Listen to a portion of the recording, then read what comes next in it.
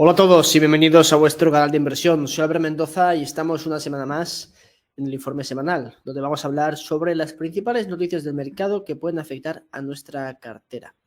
Entonces, vamos a comenzar como cada semana hablando sobre el mercado y después entraremos un poquito más específico a temas más concretos, temas de quizá de minería y hablando un poquito también de petróleo que nos importa bastante tanto para la situación macro como para nuestra cartera. Dicho esto, que si os gusta este tipo de contenido, si dejáis un me gusta, pues sabéis que ayudáis muchísimo al canal y también si comentáis, pues hace que el algoritmo mágico de YouTube pues haga que este vídeo se muestre a más personas. Así que es la forma de colaborar con el canal, a no ser que queráis invitarme a un café en alberguimendoza.com adquiriendo algunas masterclass en las cuales explico cómo invierto en empresas mineras. Y bueno, dicho esto, vamos a comenzar y hablaremos un poquito de Standard & Poor's, que como vemos ha tenido una semana, que ya sé que estamos a martes, pero teniendo en cuenta la semana anterior también, pues bastante plana pero positiva, ¿de acuerdo? Si vemos el mes en su conjunto, ha sido un muy buen mes. De hecho, podemos ver que ha subido un 5,2%, mientras que nuestra cartera seguramente no lo haya hecho tan bien si estamos en commodities, a pesar de que ha sido también una buena semana, sobre todo para el petróleo, el cual hablaremos más tarde. Y es que el sentimiento del mercado sigue realmente positivo. Podemos ver, si nos fijamos en el Fear Greed Index, que estamos en la avaricia. De hecho, estamos en 83 puntos todavía, cuando la semana pasada pues estábamos en los mismos niveles, o sea, hace un mes en 72. O sea, que el mercado cada vez se pone más positivo y se espera mejores resultados. Y además, ¿por qué no lo iba a hacer? Si los tipos de interés no paran de subir y las estimaciones de beneficios pues no paran de bajar. Pues bueno, no sé por qué el mercado no iba a estar positivo y las acciones iban a subir con tanta fuerza, descontando una futura bajada de tipos, que ya veremos qué hace la Fed en la próxima reunión, que lo comentaremos aquí, pero seguramente suba 25 puntos básicos más. Y esto es algo que ya hemos comentado. Tanto como la Fed se pasó con la bajada de tipos, se pasó de largo porque no hacía falta bajar los tipos tanto y en consecuencia hemos tenido un exceso de liquidez en el mercado que ha llevado las acciones a niveles insostenibles que luego corrigieron posteriormente y a una inflación interesante, pues ahora con el tightening, con esta forma de drenar liquidez del mercado, yo creo que también se va a pasar de largo y estamos cerca de esta bajada de tipos. Obviamente yo creo que estamos más cerca que lejos, pero yo no creo que estemos tan cerca como el mercado está pensando que estamos. Y es por la situación económica general y por la inflación. Por una parte, la inflación, ya hemos hablado que existe pues la inflación normal y la core, ¿no? Que excluye la energía y los alimentos. Pero es que la energía yo creo que va a volver como Terminator y puede joder bastante la situación. Y la economía todavía no lo está haciendo suficientemente mal, al menos en Estados Unidos, porque salió el PMI, que eso pues mide pues, los negocios, no es una encuesta al final de cómo está yendo el negocio con diferentes factores a las empresas más representativas, y por debajo de 50 pues suele decir, oye, pues la cosa no va demasiado bien. Y si nos fijamos en el gráfico de abajo, pues estamos acercándonos a niveles de 2020 cuando la cosa no iba para nada bien.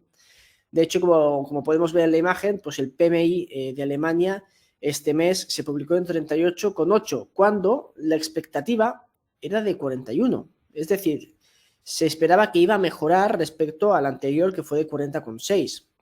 A nivel, eso en manufacturas, a nivel de servicios, pues bueno, sí que salió más positivo y de hecho esto estamos viendo de forma general, que los servicios no están sufriendo tanto como la fabricación industrial. A pesar de ello, salió publicado por debajo de las expectativas y muy por debajo del dato previo, ¿de acuerdo? Entonces, de forma general, podemos ver que estamos a niveles bastante negativos a nivel de hechos, ¿de acuerdo? No a nivel de sentimientos de qué va a pasar aquí dentro de 6 meses, sino a nivel mensual va empeorando. Por lo menos Alemania, que es el corazón y el motor de Europa, pues va empeorando y está ya en recesión. Y esto no creo que sea extraño que se acabe extendiendo al resto de economías. Y al final, si la inflación no se acaba de controlar, también el BCE, el Banco Central Europeo, pues tiene el mandato de mantener la inflación baja. No tiene el doble mandato que tiene la Fed de mantener la estabilidad económica, el pleno empleo, entre comillas, ¿no? Y la inflación, sino únicamente la inflación. Entonces, si la inflación no baja o vuelve, el Banco Comunista, Central Europeo, no tiene ningún incentivo de bajar los tipos, o por lo menos en su mandato, que después sabemos que hay presiones políticas y todo lo que queráis, y que los bancos centrales no son independientes, aunque se diga que son independientes. Todos sabemos que no son independientes, porque al final los políticos eligen quienes dirigen los bancos centrales, ¿no? Y hay los intereses de por medio. Pero tienen que mantener quizá un poquito el tipo, ¿no? O quizá eso puede hacer que se pasen de largo o de frenada. Entonces yo creo que esto es el problema que tenemos a día de hoy, que el mercado con la situación económica actual está descontando, y la inflación bajando, porque está bajando, está descontando que, oye, los bancos centrales van a comenzar a bajar tipos, pero yo no lo veo tan claro. ¿Y por qué no lo veo tan claro? Por el tema del petróleo. Pero antes de hablar del petróleo, vamos a hablar de estas gráficas también interesantes. En Estados Unidos, y esta es la forma de argumentar quizá que la bajada de tipos ha de ocurrir de una forma o de otra. En Estados Unidos, que al final es la economía más importante. Aquí podéis ver la composición de la deuda de Estados Unidos, de cuándo, pues, la maturity, ¿no? De cuándo vencen estos bonos. Podéis ver que Estados Unidos, la gran mayoría de esta deuda es de 0 a 2 años. Y esta deuda no se paga y se olvida, sino que se hace un rollover. Se emite más deuda y con la nueva deuda se paga la antigua.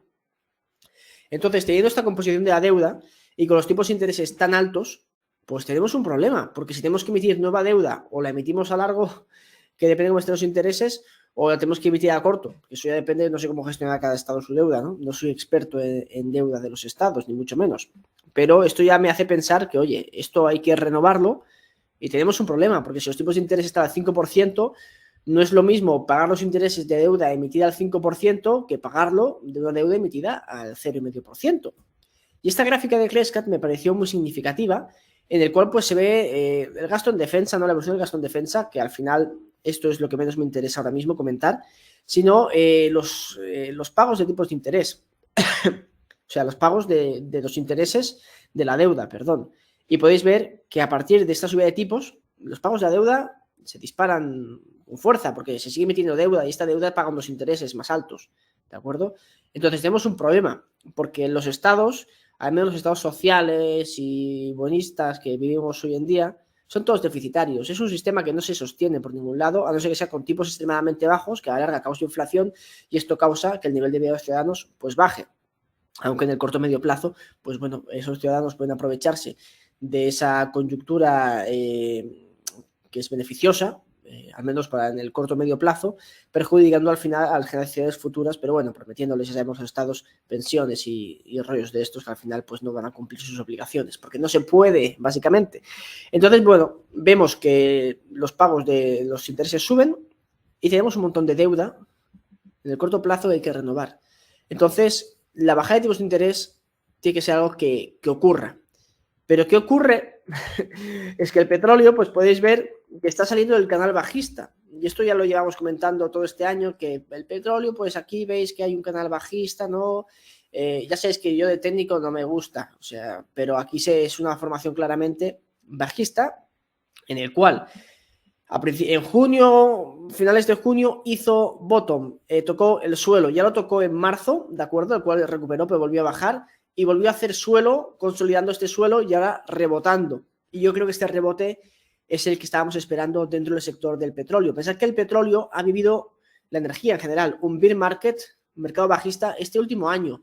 Y esto ha hecho que la inflación pues baje, porque si el precio de energía baja, ya lo he dicho muchas veces, si el precio de los outputs en el conglomerado económico, industrial que tenemos, pues baja, el coste el precio de los outputs que salgan es más bajo. Entonces la inflación baja. Es más bajo o crece más lento, porque al final sabemos que la inflación no baja. Baja la tasa de crecimiento de la inflación, ¿de acuerdo? Si nos ponemos puristas, aunque ya se entiende. Aunque los políticos lo dicen de forma para que se entienda que la inflación baja cuando no baja.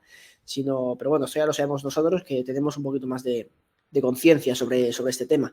Pero bueno, podemos ver que el petróleo recupera de por debajo de los 70, comienza esta remontada, y es que la economía no está yendo del todo mal. A pesar de estos datos, vemos que el consumo de petróleo sigue subiendo, y es que quizá las economías occidentales siguen entrando en una recesión, y algunas ya lo están, pero las emergentes están creciendo. De hecho, en China ya hemos visto bajada de tipos, aunque sabemos que los chinos bajan los tipos de forma escalonada y los dejan bastante tiempo, pero ya estamos viendo este cambio de tendencia. y el consumo de petróleo está subiendo por parte de China, por parte de India, por parte de Brasil, los países emergentes en general. Es una tendencia clara que vamos a seguir viendo este año. Y de hecho, el desbalance en el petróleo va a ser importante este verano y de cara a los últimos trimestres del año, el último trimestre, de hecho. Entonces, es posible que veamos esta remontada de precios de forma continua, de forma que podamos llegar a los 90, a los $100. Yo creo que después de verano, pues sí que podemos llegar por encima de los $100. Y no lo digo porque hostia, tienes acciones de petróleo, eres alcista de petróleo, estás sesgado. Sí, por supuesto que estoy sesgado. Eso ya lo sabemos todos, ¿no? Pero los datos que voy manejando, pues me indican esto. Por un lado, vemos que la demanda pues se mantiene fuerte, ¿de acuerdo? Sí que es cierto que China no se recupera a los niveles que esperábamos y que Rusia no cortó la producción tanto como esperábamos. De hecho, no la había recortado. Y ahí nos equivocamos y el petróleo no se mantuvo en 130 y cometimos el error. Pero ¿qué estamos viendo ahora? Que la demanda sigue fuerte, los saudíes están aplicando un recorte de 1 millón de barriles de petróleo, los rusos están recortando su producción de petróleo y además los rigs en Estados Unidos, que al final es quien juega un poquito, produciendo más, produciendo menos según el precio, porque el shale ya sabéis que se pone en marcha bastante rápido. Estamos llegando a un techo de producción en Estados Unidos y los rigs, las plataformas de producción y perforación, siguen bajando. Si los rigs no aumentan, lo siento mucho, pero la producción de Estados Unidos no va a aumentar. Puede aumentar la productividad, pero si siguen bajando los rigs es igual, se va a mantener plana o va a bajar. Por lo tanto, no tenemos este aumento ahora mismo de producción en Estados Unidos, que si el precio se fuese a 100 sí que lo veríamos, pero tardaría un tiempo también en reaccionar, no es algo inmediato. Sí que podemos argumentar la parte bajista de que China pues, ha ido haciendo acopio de bastantes barriles de petróleo y si el precio subiese a 100, pues liberaría parte de sus reservas, etcétera, etcétera. Porque además las reservas estratégicas de Estados Unidos, en teoría, ya están comprando barriles, ¿de acuerdo? Entonces veremos qué tal. Pero como podemos ver, tenemos muchos factores que nos indican que esto va a seguir subiendo, al menos el precio, porque los inventarios, que al final es nuestro mayor indicador, siguen bajando. De hecho, lo vimos en el informe semanal anterior. Los inventarios actuales justifican precios por encima de $100, pero es algo que no estamos viendo porque yo creo que la narrativa nos dice que va a venir una crisis que va a hacer que la demanda de petróleo baje con fuerza y esto va a hacer que no tengamos esta subida esperada del precio del petróleo, pero yo creo que sí la vamos a tener antes de que venga quizá la catástrofe. Y es que aquí podéis ver, ajustado a la inflación y con recesiones de por medio, cómo ha afectado el precio del petróleo a las recesiones. Podemos ver que en los 70, con una fuerte subida del precio del petróleo, tuvimos una recesión. En los 80 también, en los 90 también, en los 2000 subió el petróleo, también hubo recesión. En el 2008 también, que fue donde más ha subido, llegando a ajustar la inflación a casi $200 el West Texas Intermediate. Entonces, creo que podíamos prever, ¿no?, que con los tipos altos que tenemos a día de hoy, que están dañando la economía, porque esto al final los tipos altos dañan la economía, o sea, ralentizan la economía, no es algo positivo, obviamente. Y además, que ya estamos viendo esta ralentización en Europa y en Estados Unidos, a pesar de no verlo con tanta fuerza, si el precio, y esto ha podido aguantar, creo yo, porque el precio de energía ha bajado y al final esto ha hecho que la inflación baje, aunque no baje tanto, baje la tasa de crecimiento, la cual está en el 4-5%. Y claro, esto pues sí que nos da la perspectiva de que van a bajar los tipos de interés y quizá pues la economía, el mercado de discute este soft landing, esta bajada, esta recesión suave, ¿no? Pero si el precio del petróleo sube, y como hemos visto y estamos viendo todas las semanas, todo indica que el precio del petróleo puede alcanzar nuevos niveles, y no digo que se vaya a 200 como en el 2008, que no llega a 200, pero casi. Pero si pasa por encima de 100, 120, temporalmente esto va a dañar ya la economía de forma directa por parte de los inputs energéticos. Si además le sumamos los altos tipos de interés que tenemos a día de hoy, es el cóctel perfecto para que la economía haga un peo y realmente no tengamos un soft landing, sino tengamos un hard landing y tengamos una recesión importante, o al menos en el corto plazo una fuerte caída de los mercados y de la economía. Entonces, este sería quizá mi escenario más catastrófico, pero yo creo que realista, porque vemos que los precios del petróleo están posicionados para subir y que los tipos de interés todavía no van a bajar, porque si sube el precio del petróleo va a subir la inflación, tanto la subyacente como la estándar, ¿de acuerdo? Entonces, pues los bancos centrales no van a poder bajar los tipos, aunque les gustaría bajar los tipos, porque van a ver que aquí algo se va a romper con el paso de los meses. Entonces, manteniendo tipos altos, incluso subiéndolos un poco más, con el precio de energía subiendo, ahí sí que tendríamos una fuerte caída, yo creo, en la economía y en los mercados. Pero yo creo que es algo que todavía no vamos a ver, y si lo vemos puede ser de cara a final de año. Ya sabéis que yo no soy un catastrofista, así que en los títulos os pongo que fin del mundo, pero a ver, todos sabemos cómo va esto de los títulos en YouTube, ¿no? Pero a pesar de esto, sí que creo que es posible que si este escenario se da, podamos tener este tipo de problemas económicos. Y bueno, hablando del oro y la plata, no quiero hablar tampoco mucho. Hemos tenido un buen año, estamos consolidando los niveles otra vez, y el oro está en 1962 y la plata en 24,64 dólares, unos niveles aceptables, pero que para muchas empresas no lo son. Y aquí van dos noticias destacadas de la semana. La primera es que Colombia pues declara que va a limitar la expedición de licencias mineras, ¿de acuerdo? Sí que han dicho que, oye, pues los proyectos que tengamos ya con licencia estén operando, esto no les va a afectar, pero vamos a limitar esta expedición de nuevas licencias para los ecosistemas vulnerables. Y aquí no entro a juzgar si está bien, si está mal, ni mucho menos, pero tenemos que ver que esto ya es una piedra más en las dificultades que tiene la industria minera, la industria extractiva, y sabemos cómo está la situación, en la cual nos hacen falta los minerales. Vemos la deriva que está teniendo Sudamérica, que es el principal productor de cobre, entre Chile, Argentina, Perú, etcétera, y Colombia también es un productor de varios minerales interesantes.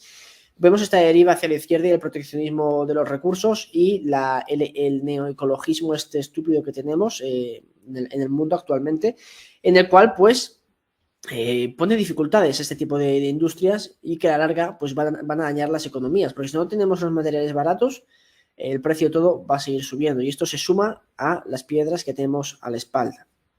Y por último, que Newmont pues puso sus beneficios estimados, ¿no?, de este último trimestre, y lo ha hecho fatal, lo está haciendo fatal. De hecho, el problema que está teniendo es con la mina de Peñasquito en México, que están en huelga y está suspendida. Entonces esto ha afectado realmente a la compañía. De hecho, podéis ver que la producción para este quarter pues ha caído un 17,3%. O sea, esto es una locura. O sea, le ha caído la producción a Newmont, la mayor minera del mundo de oro, un 17,3% este quarter. Y además, los All-in Sustainable Cost, los costes totales de producción, han subido un 23% y están en 1.472 dólares la onza, cuando el precio está a 1.900. Podéis ver que pues hay unos 400 dólares de margen, pero hostia, siendo la minera más grande del mundo, debería ser un poquito más eficiente, ¿no?, y tener los costes más bajos. Muchas empresas que tenemos en cartera los tienen más bajos, no todas, pero por ejemplo Orezon, productor de oro en Burkina, está produciendo a 1.000 dólares la onza y lo va a bajar de 1.000. Sí que es un solo activo, ¿no? Pero hostia, que tú eres Newmont, es la mayor empresa del mundo dentro de este sector. Entonces, pues, estos son datos interesantes, en el cual pues vemos que el negocio minero es un negocio complicado y que no tenemos la abundancia que nos gustaría tener, tanto a nivel de precios como a nivel de producción, que cualquier cosa pues puede hacer bajar este tipo de producciones. Y bueno, con eso termino el informe semanal de esta semana, que espero que os haya gustado. Os podéis unir al canal de Telegram, que está en la descripción, en Portfolio Montar Vuestra Cartera, en análisisdeinversión.com, ver mis análisis publicados, a invitarme a un café adquiriendo una masterclass en alberguionmendoza.com. Tengo una masterclass de inversión minera, que estoy pensando en hacer la parte 2, estoy pensándolo, si tengo tiempo, si voy bastante liado, y tengo una hablando de oro, plata y bitcoin, si os interesa el tema de reservas de valor. Y cualquier duda, pregunta personal, lo que queráis, en albert@análisisdeinversión.com. Así que espero que os haya gustado. Un like, un comentario, os agradece muchísimo, os leo todos y os contesto si puedo. Y nos vemos en el siguiente vídeo. Chao.